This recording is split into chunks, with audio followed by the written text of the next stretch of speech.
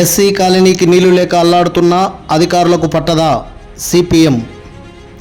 కొత్తపల్లి మండలంలోని శివపురం గ్రామం ఎస్సీ కాలనీలో నెల రోజులకు పైగా నీళ్లు లేక అల్లాడుతుంటే అధికారులకు పట్టదా అని సిపిఎం జిల్లా కార్యదర్శి వర్గ సభ్యులు వి యేసురత్నం, మండల కార్యదర్శి ఎన్ స్వాములు విమర్శించారు.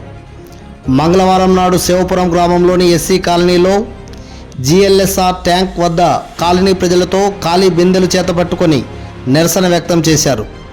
ఈ సందర్భంగా వారు మాట్లాడుతూ, గత నెల రోజులుగా ఎస్సీ కాలనీ ప్రజలు నీళ్లు లేక అల్లాడుతున్నారని, ఆర్డబ్ల్యూఎస్ వాటర్ స్కీమ్ నుంచి రావాల్సిన నీళ్లు వదలడం లేదని, గ్రామంలో అన్ని కాలనీలకు ప్రైవేటు బోర్లు బావుల నుంచి నీరు వదులుతున్నారు కానీ ఒక్క ఎస్సీ కాలనీ ప్రజలకు మాత్రం నీళ్లు లేవని, వేల రూపాయలు ఖర్చు చేసి నిర్మించిన జిఎల్ఎస్ఆర్ ట్యాంక్ నిరుపయోగంగా మారిందని, ఎన్నికల ముందు 1-2 రోజులు మాత్రం ఎస్సీ కాలనీకి నీళ్లు వదిలి ఎన్నికలు అయిపోయిన మరుక్షణం నుంచి నీటిని ఆపివేయడం దుర్మార్గమైన చర్య అన్నారు.